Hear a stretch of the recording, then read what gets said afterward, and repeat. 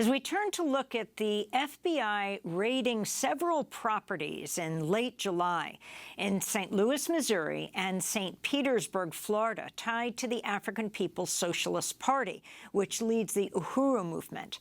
The pan-Africanist group has been a longtime advocate for reparations for slavery, a vocal critic of U.S. foreign policy. The raids came as the Justice Department indicted a Russian man living overseas named Alexander Yanov, using U.S.-based groups to spread Russian propaganda. The groups were not named in the indictment, but reportedly include the African People's Socialist Party. One of the FBI raids targeted the home of Omali Yeshitela, the founder of the African People's Socialist Party. He accused the FBI of targeting his group for their political work. He's joining us now from St. Louis. Omali, welcome back to Democracy Now! We actually spoke to you first in about a quarter of a century ago in 1996 when Democracy Now! Just began. Can you, though, go back to the end of July and talk about what happened? Talk about that day of the raid. Where were you? My wife and I were awake. We were sitting at the dining room table discussing how we're going to be moving for the day. She is responsible for, has organized a doula program to train African women, young women, in becoming doulas. And this is in a city where in the first year of life, enough black babies die to fill 15 kindergarten classes every year. So we were talking about that, and I actually was preparing to go to the gym. And then we heard this loud racket outside, this noise from loudspeakers demanding that the residents of this property should come out with our hands up and nothing in our hands. And as this was being said, loud flashbang grenades were exploding all around the house. And I was later to learn in the back stairwell of the house. So I asked her to allow me to leave first and to get on the phone to call people to let them know that we were being raided. And she tried, but was unable to do it because they had jammed our phones. So I went down the stairwell, and when I got to the bottom of the stairwell, these laser dots from automatic weapons were bouncing off my chest, and I heard these commands to move toward them, toward the light. There was a large armored vehicle in front of my house. There were camouflage-clad troopers, FBI agents, and I don't know who else, with flak jackets and automatic weapons. My wife followed me down, and on her way down, a drone went past her head going up the stairwell into the house. So I went outside and was zip-tied at the sides of the house. There were, I don't know how many FBI agents there were, but there were a lot of them and a lot of different vehicles. And my wife came downstairs. She was handcuffed behind her back. And I'm asking them why, what's going on.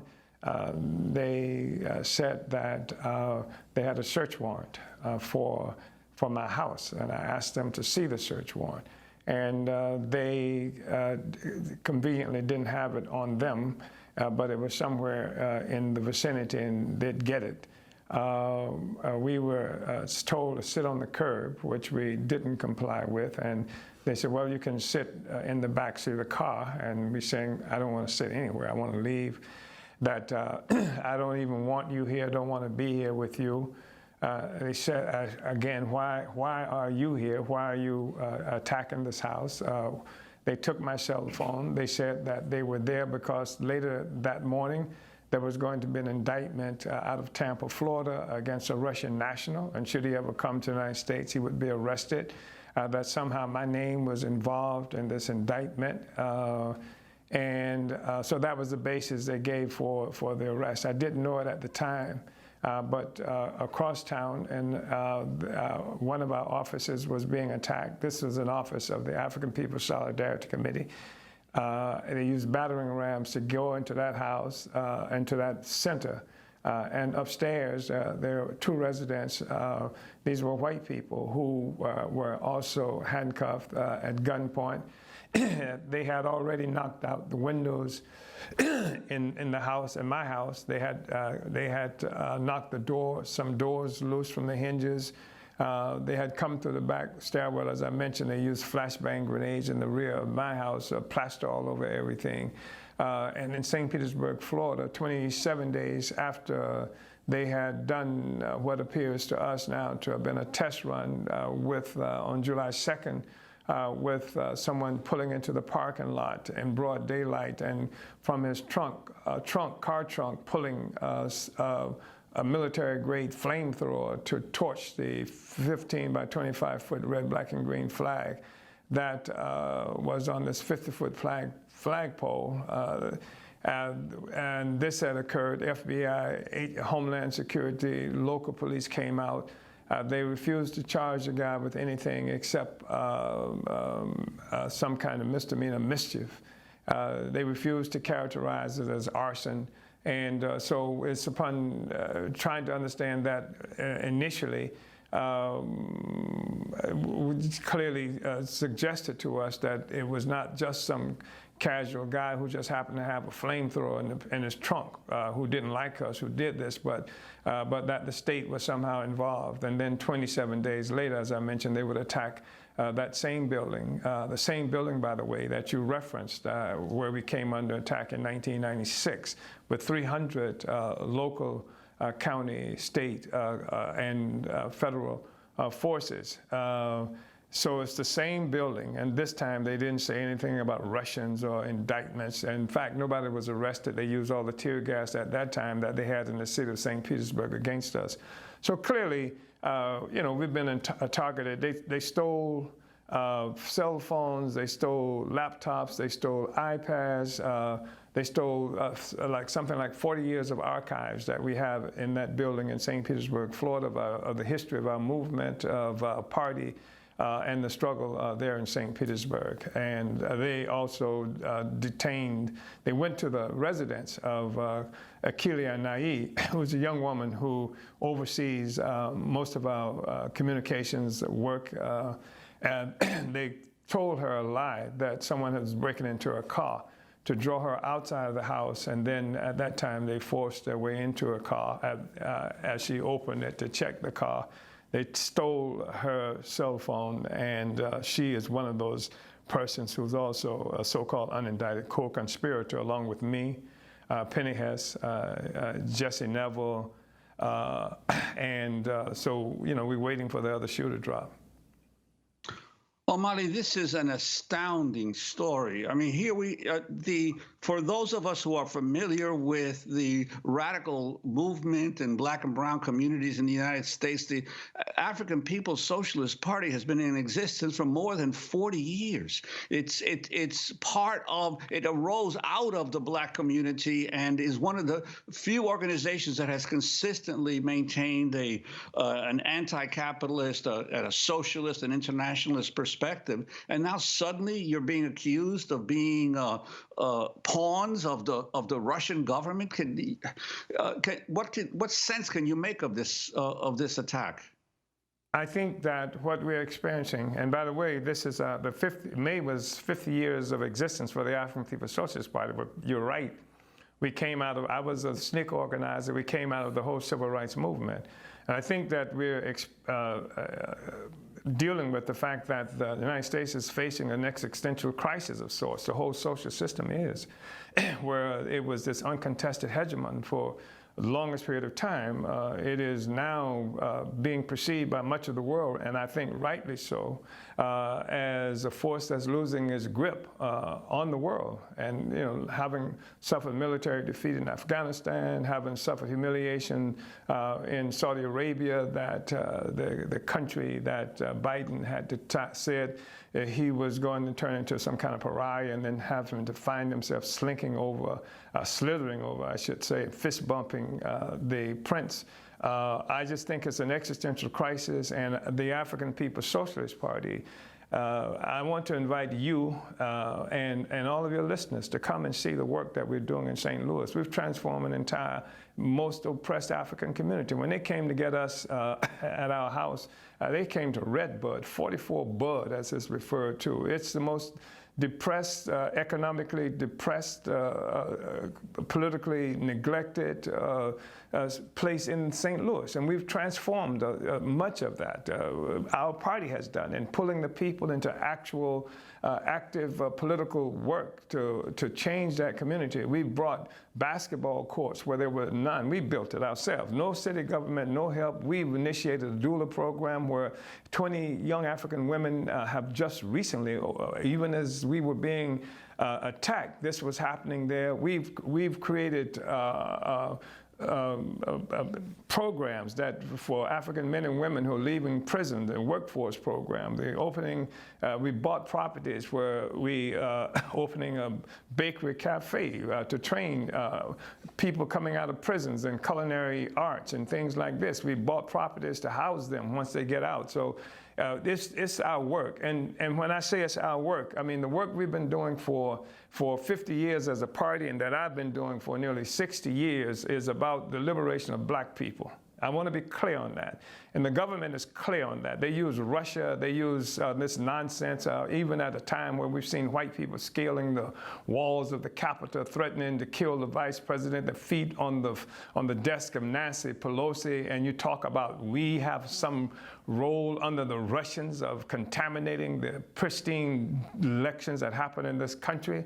And I'm right now in a state where the guy who's running for Senate, one of his most controversial, if you will, campaign advertisements or videos has him smashing through a door, just like the FBI smashed through our doors, with camouflage, carrying people flashbang grenades, and him stepping in with an automatic weapon saying that he's going rhino hunting.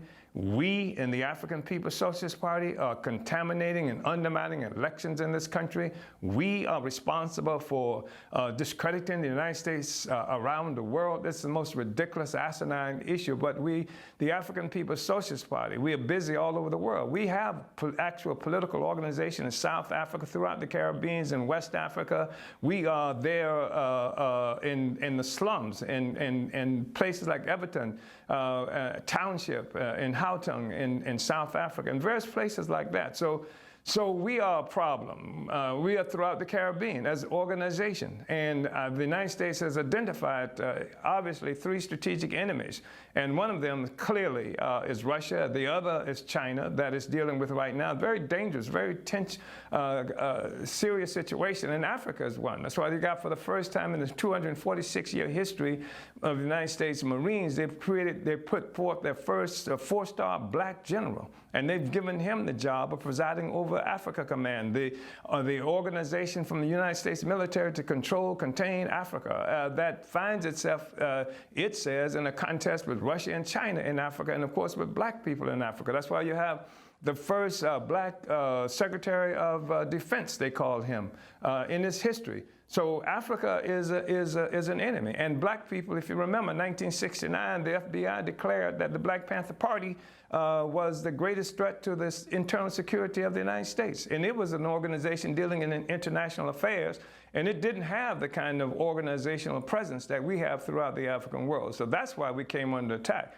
It's an attack on the right of black people. It's an attack on our struggle for the absolute total liberation of every square inch of Africa and its unification, along with the African peoples around the world, in solidarity with oppressed and colonized people elsewhere. And Omali, you mentioned that Russia identified as a prime enemy of the United States. What do you know about this guy, Alexander Ionov, the one who supposedly you are unindicted co-conspirators with, and these allegations that he's been spawning, he and others have been spawning dissident movements within the United States? You know, I don't know if the Russians are spawning dissident movements in the United States.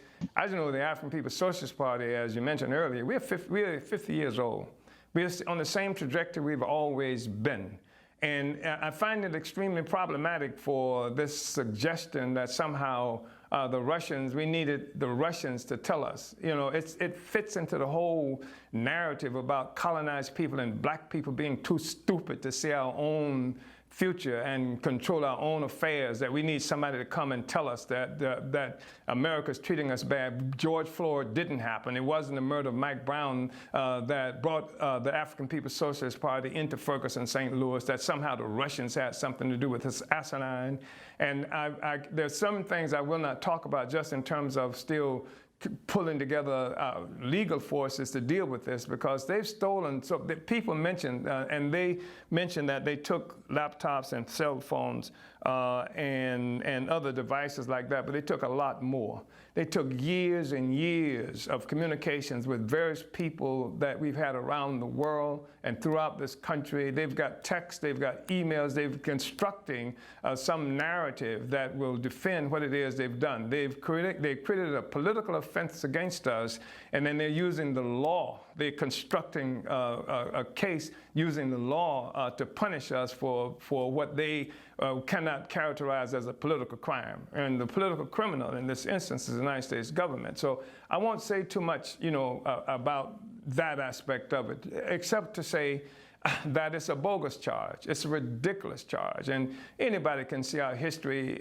There's this assumption that somehow somebody paid us to say something about genocide against African people. 1950s, black people went to the United Nations charging genocide. 1982, we held a first tribunal that ever happened in the world on reparations of black people in this country, a world tribunal with international jurors playing a role in this. And we based it on international law. And one of the international law, one aspect of that was the UN Convention on the punishment and prevention and punishment of the crime of genocide. We did that. And this was at a time that the United States had not even ratified the Genocide Convention. Omali, just to be clear, you haven't been charged with anything, right? I mean, they raided your house, they handcuffed you and your wife, they used flashbang grenades, but you weren't charged with anything.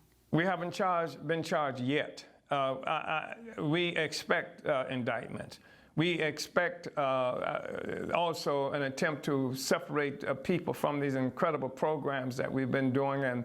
But much of this has been, by the way, facilitated by white people who voluntarily pay reparations to the African community through us. I mean, we have 130 some odd organizers, and that is to say 130 cities that this white organization under our leadership is functioning in 30 states.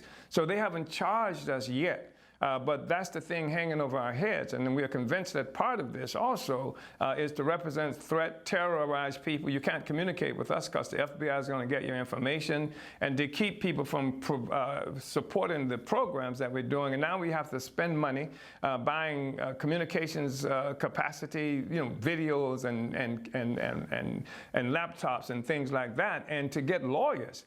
Because this thing about unindicted co-conspirators provides them an opportunity anytime they want to file these charges, and we expect indictments to come. And we expect. if you wouldn't mind your age, Omali? I'm 80. I'm 81. I'll be 81 in October. We just have 30 seconds, but can you respond to the raid on Mar-a-Lago? Some of your properties in St. Petersburg were also raided, also in Florida. Yeah, I haven't heard a single anything about a flashbang grenades going off at Trump's place. I haven't heard any flashbang grenades going off and any of those people climbing the walls of the Capitol.